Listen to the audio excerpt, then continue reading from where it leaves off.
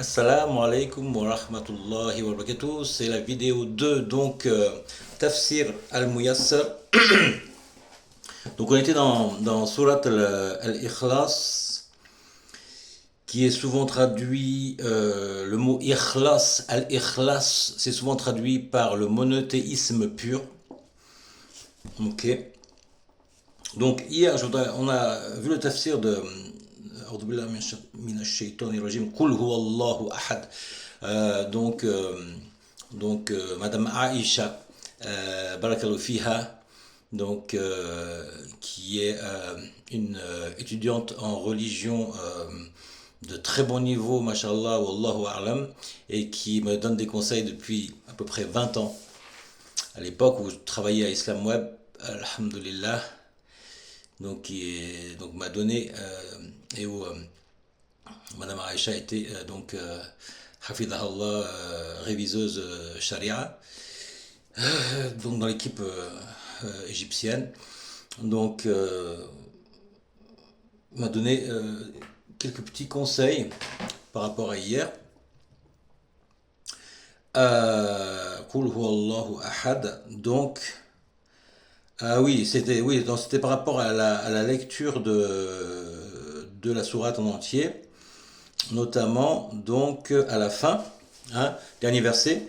Walam a'udhu billahi minash shaitanir rajim walam yakul lahu kufuwan ahad. Donc Madame Aïcha Barakallahu fiha m'a souligné le fait que sur le fa il y a une dhamma. Donc c'est pas kufwan, c'est kufuwan ahad.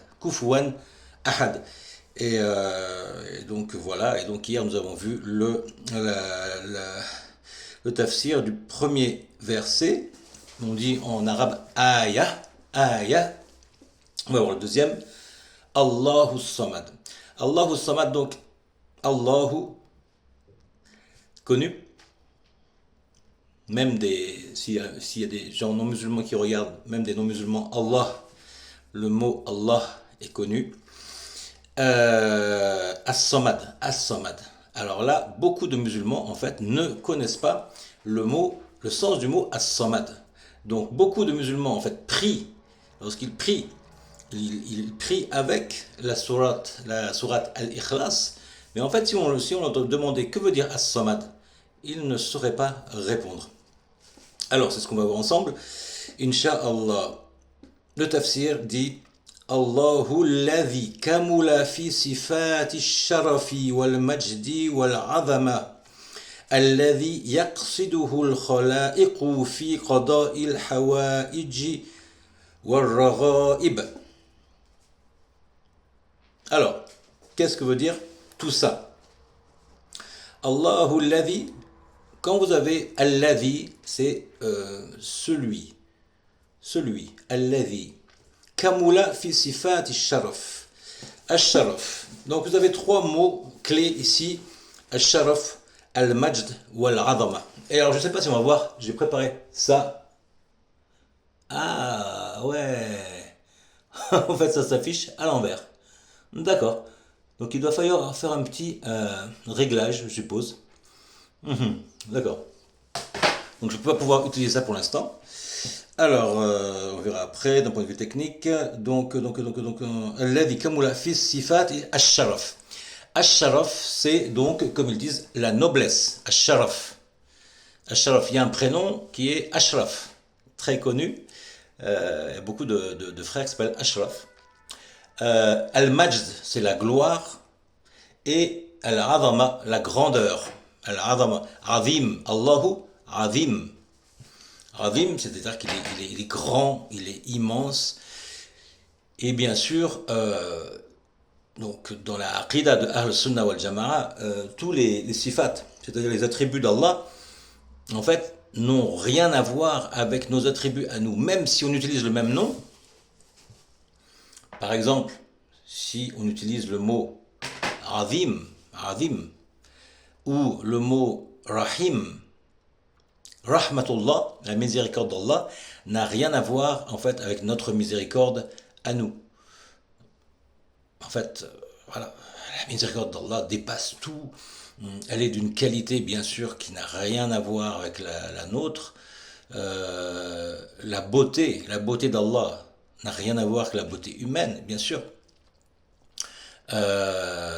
Allah se met en colère, mais c'est pas comme notre colère à nous. Notre colère à nous, c'est un défaut. Le prophète sallallahu alayhi wa sallam a dit, la tardab, la tardab, la tardab. Ne te mets pas en colère, ne te mets pas en colère, ne te mets pas en colère. Pourquoi? C'est un défaut de se mettre en colère. Sauf pour Allah. Et le prophète sallallahu alayhi wa sallam d'ailleurs ne se mettait jamais en colère pour lui-même, pour un tort qu'on lui avait causé. Allah yardab, Allah yardab. Allah se met en colère. Est-ce que Allah a des défauts? Non. Allah n'a aucun défaut. Donc, mais Allah se met en colère. Mais cette colère est exempte de défauts. Cette colère n'a pas de défaut. Voilà. Alors, bon là j'ai un petit peu fait une petite digression. Allahu alladhi kamula fi sifat al-sharaf. Al-sharaf, on a dit que c'est la noblesse. Donc Allah huwa alladhi kamula fi sifat al-sharaf. Donc ces attributs, as-sifat, vous entendrez souvent ça dans les cours de Aqidah, as-sifat, sifatullah. Les attributs d'Allah, ses caractéristiques quoi. Kamula. Al-Kamal, c'est la perfection. Al-Kamal, c'est la perfection. Vous verrez que dans la langue arabe, les mots, en fait, sont comme... Les noms sont liés au verbe. Tous les mots, en fait, il y a une racine commune, en général de 3 ou 4 lettres.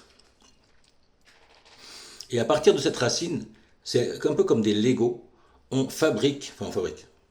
Allah a créé des mots à partir de ces racines. Par exemple, Kamula, Kamula c'est un verbe, mais Al-Kamal c'est un nom, la perfection.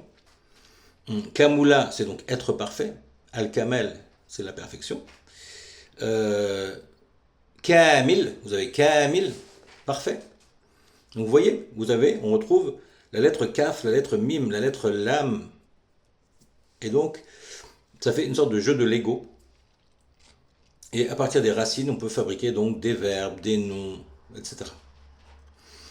Donc, fi sifat al-sharaf. Donc, Allah, les attributs d'Allah sont parfaits.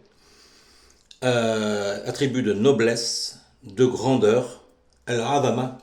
Donc, al-majd, la gloire, al-azama, la grandeur.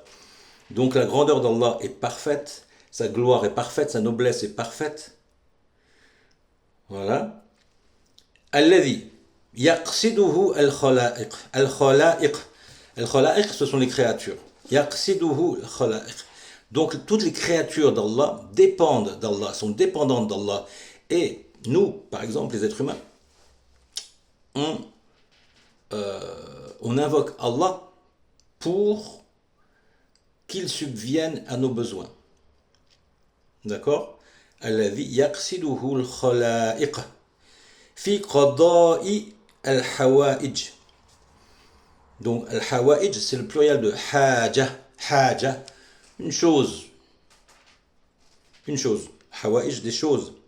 War-raghaib, al-rughba, le désir. Donc, pour satisfaire nos désirs et nos besoins, nous nous tournons vers qui? Vers Allah. Et Allah, lui, ne se tourne vers personne, car il se suffit à lui-même, il est parfait. Allah ne manque de rien, n'a besoin de rien. À propos, Allah n'a pas besoin de nos adorations, de nos actes d'adoration. Allah n'a besoin de rien. Il est parfait. Subhanahu wa ta'ala. Donc c'est ça. As-Samad, c'est celui vers qui on se tourne et qui, lui, n'a besoin de personne. As-Samad. C'est un des noms d'Allah. À propos, vous savez combien de noms à Allah? Moi, je ne sais pas. Je sais il y a 99 noms qui sont connus, qui ont été révélés par Allah, mais Allah a plus de noms que ça. Voilà. Donc, si on reprend, Qul huwallahu ahad, Allahu samad. Et juste pour le tajwid, remarquez que on dit ahad, samad, As-samad, ça s'appelle qalqala. Le fait de faire samad, c'est pas samad, c'est as-samad, as-samad, qul huwallahu ahad, Allahu samad. D'accord? هذا والله أعلم والسلام عليكم ورحمة الله وبركاته.